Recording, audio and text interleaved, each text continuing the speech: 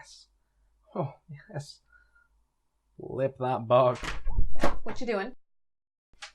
What? No, nothing. I'm just researching silkworms. Why? Because we're going to review silk. Really? Tell me one thing that you've researched about silkworms. Oh, well, the Hai Ying series of silkworms in Chinese literally translates to sea eagles. Okay. Sounds like you really have been doing your research. Yeah, I'm all done. I'm done. So I can just shut this down. We can just start recording. Okay. In silk, players will be shepherds farming silkworms for their silk. On their turn, the player will roll 2 dice and perform 2 actions based on the dice rolls. For example, rolling a 3 lets you build a wall, while rolling a 5 allows you to graze a pasture to earn points.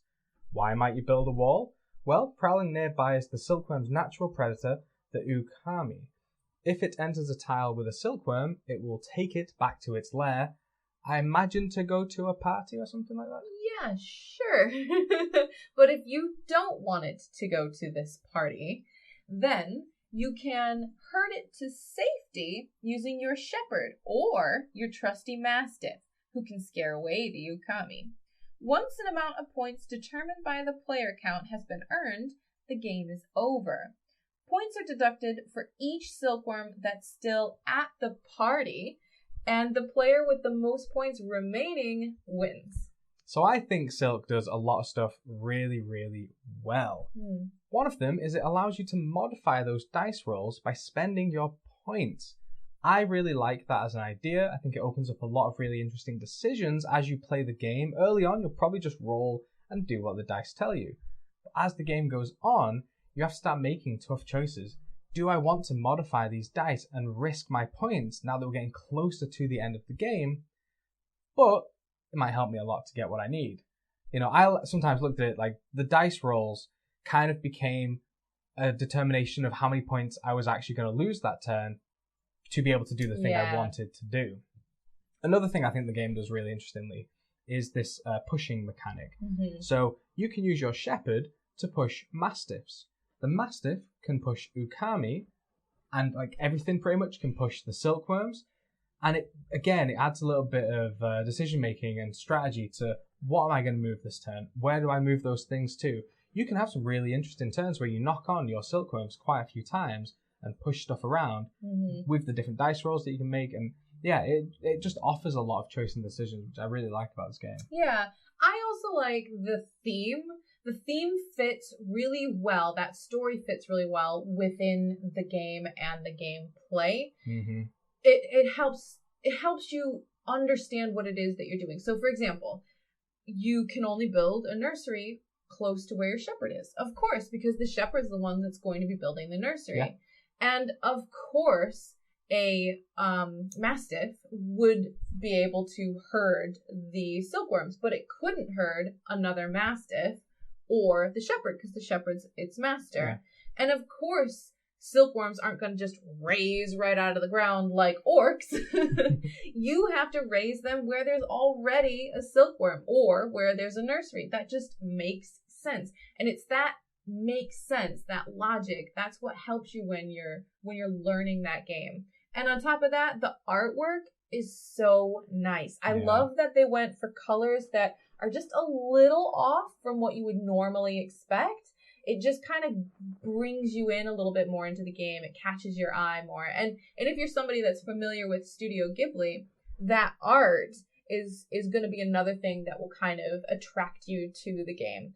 And these colors are also part of the components in the game, which are charming and really nice. Yeah, it's a great production. There's a public objectives you can do as well, which we've not touched on yet. So if you're the first player to place out all of your silkworms, then you'll earn the public objective card for that, which gains you bonus points. So these can be a really interesting way to surprise everyone and all of a sudden have this big boost in points. So those are quite interesting to go for as well when you're still learning the game and you're not sure what direction to take. It's quite nice. Yeah, it can kind of guide you and give you some more decisions. Yeah. Now, there is something that we should mention. This game is a little mean. Just a little bit. Yeah.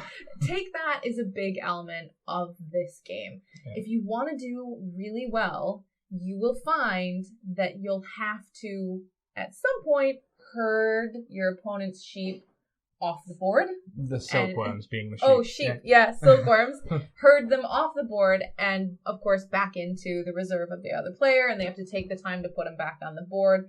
Or maybe get the Ukami in there and have them take the silkworms like back to their lair. Yeah. Or you could graze as like a way of getting back at your opponent and interrupt a plan that they've made.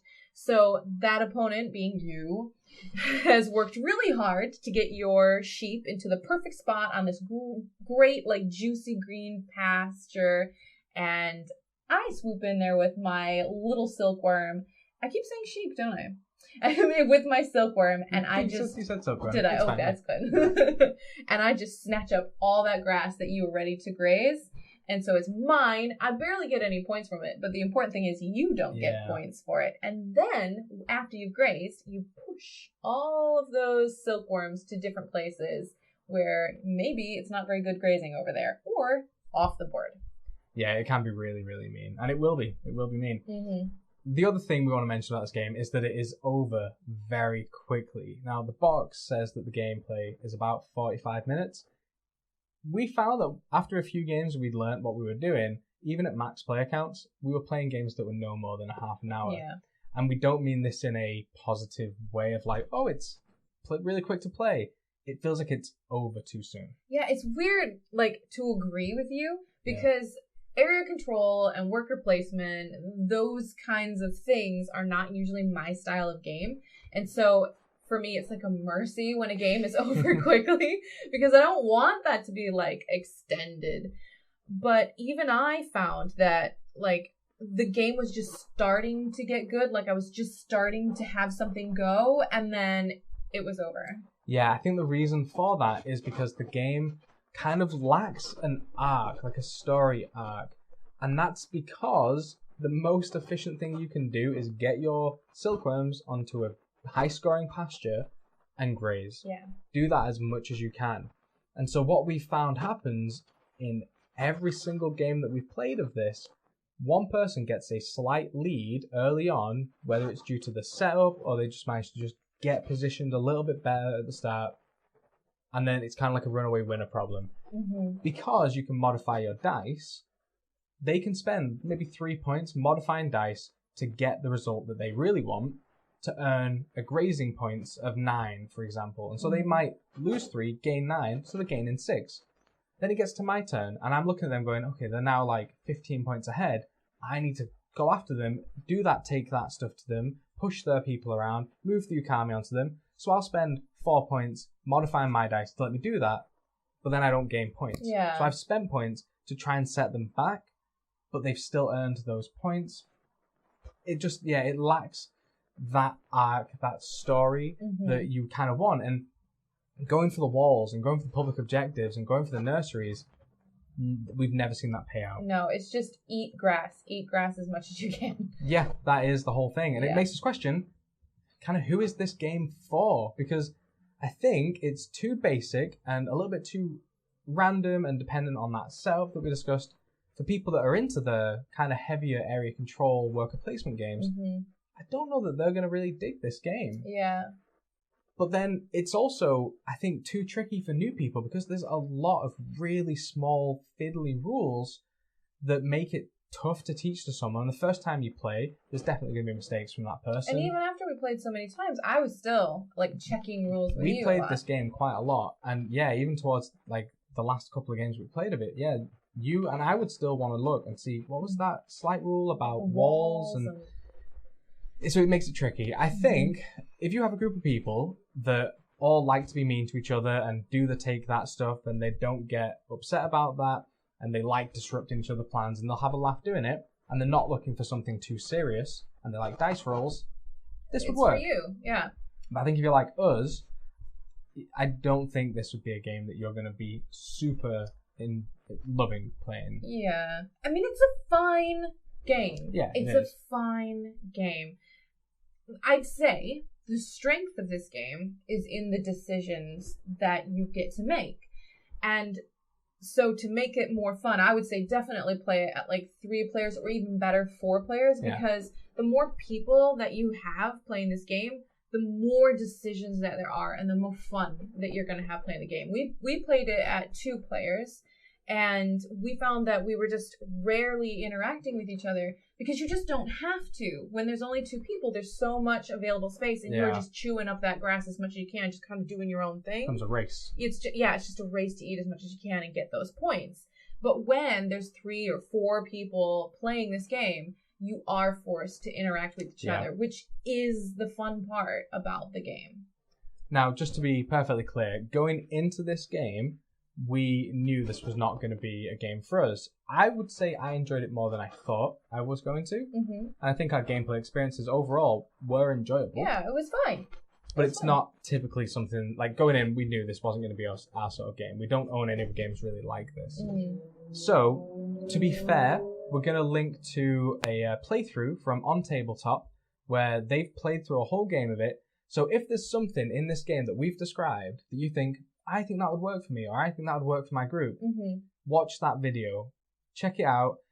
That might give you a better idea about how the game really plays and what it's like for people that really love this type of game already. So, yeah, that's everything. And thank you very much to Thames and Kosmos for sending us a copy of this game so that we could do this review. We really appreciate it. Now, if you'll excuse me, I'm going to go practice my box flipping. If you enjoyed this blah blah. Ready? Can you hit the ceiling? Well, I don't think I want to. Yeah, easily. 5 feet above us. I dare you. And I caught it. Thank you so much for watching. If you enjoyed this video, please subscribe and click the bell for notifications. Now, Silk might not have been our cup of tea, but it certainly is beautiful. If you want to see more fabulous art, then please check out our top 10 board games with great art video. And I also want to give one final shout out to the Isle of Cats, currently in its final week on Kickstarter. So check out our review that we did of that. Thank you very much. Bye.